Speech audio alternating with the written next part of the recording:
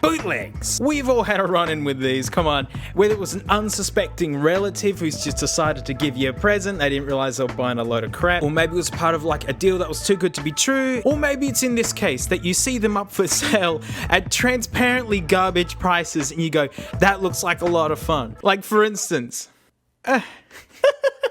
if I catch you talking to me or my son again, mate. Isn't it adorable? They got the colours so close. And yes, those who are observant can see that this has green lettering, and that's because the blue one broke and only had a spare green one. It's actually quite dangerous for me to have this here. This is part of a future video. Oh man, I hate to give away a hint about future content. Oh, that'd be the worst. This guy was a couple of bucks and it took forever to get here. Like 2 months, I think. Absolutely 2 months. And it just arrived in just literally a letter, like just thrown in the mail. So what I've done is, this is a genuinely old 1 gigabyte micro SD. It's just got some YouTube MP3s on it that are safe to play, because that's how they make these so cheap. They, all of these I'm going to show you have a micro SD slot. All right.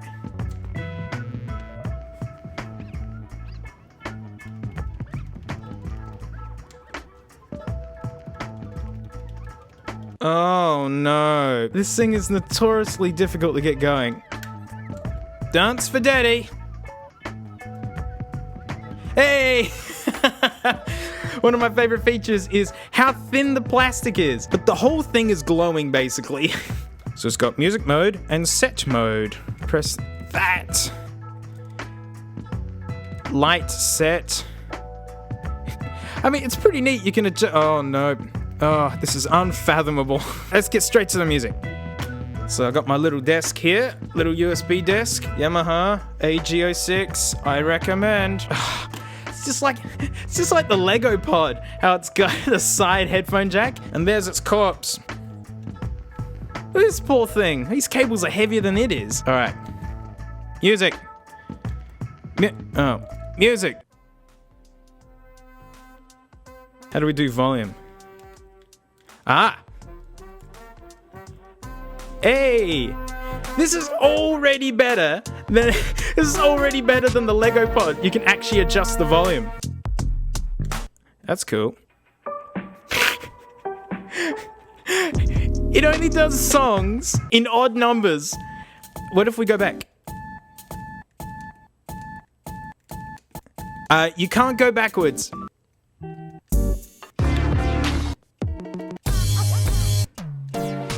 Well, there you go. So for a couple of bucks, you get a small MP3 player with a pathetic battery. It's got a backlight, and it will only play odd numbered tracks.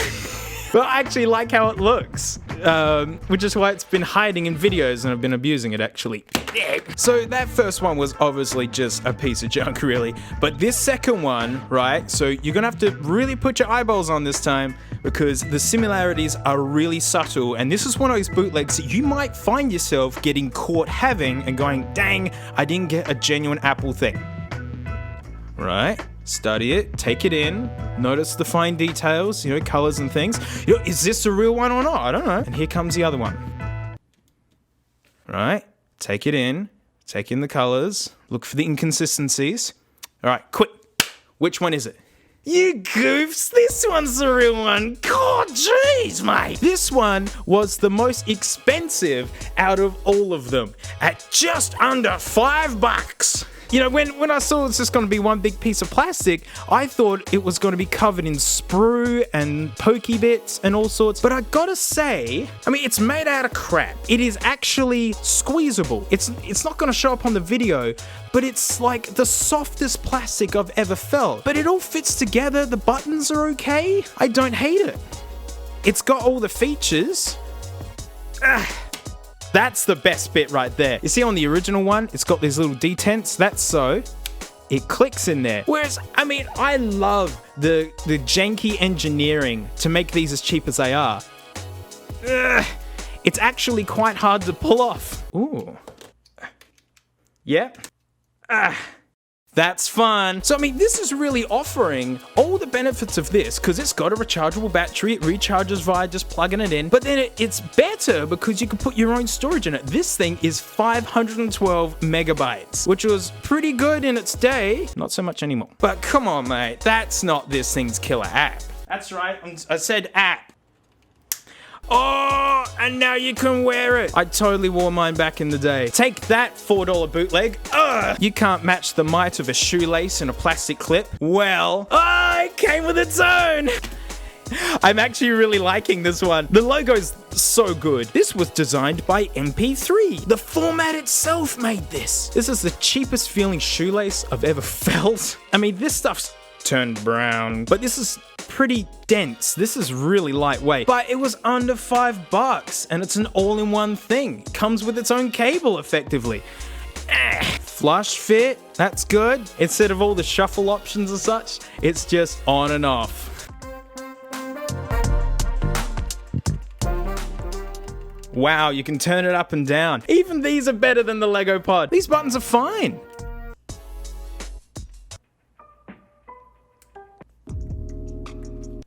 Shrek Green, what an idea. And backing up how good those first-gen shuffle bootlegs have held up, this one here belongs to James. That's right, the same James who unjanked the Bluetooth iPod, helped me put Wikipedia on an iPod mini, and rescued that magpie that flew into his chicken coop.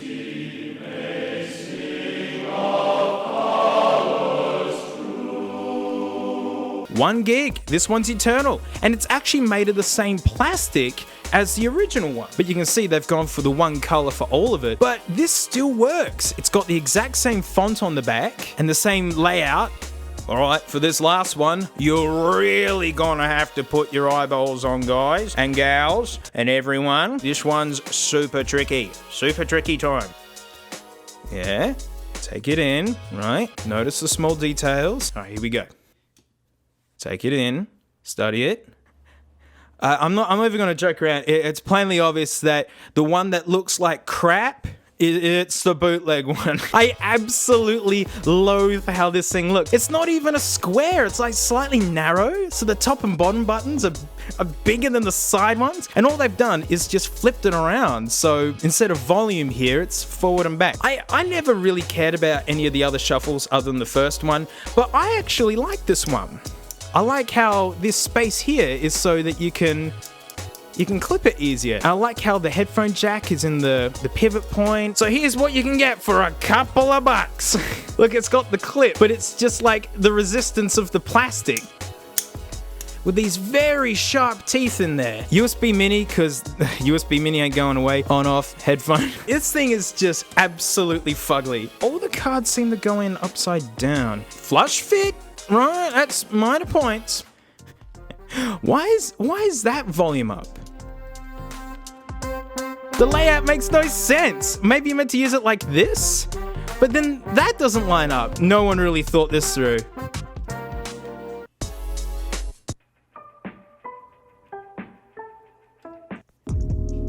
The buttons are the worst. This is by far my least favorite one. It is really, really awful. Get out! So with these guys, there is one extra element that I struggled to capture. I tried to record it on that little desk, but it's just too faint. And that is how noisy they are. These are rock bottom engineered devices.